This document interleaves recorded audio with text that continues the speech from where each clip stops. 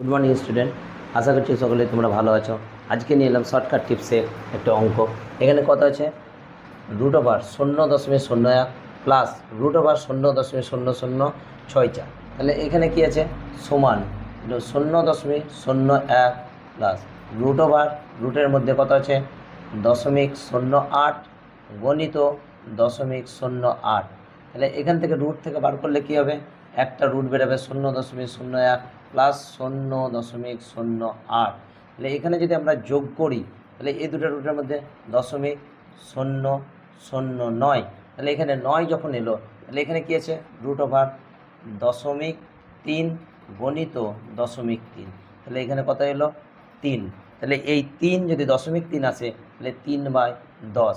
তাহলে এই অঙ্ক তোমাদের যদি ভালো লাগে তাহলে আওয়ার স্টাডি ম্যাথমেটিক্স চ্যানেলে সাবস্ক্রাইব করো এবং লাইক করো। আর যদি কোনো অসুবিধা থাকে তাহলে কমেন্ট বক্সে লিখে জানাবে।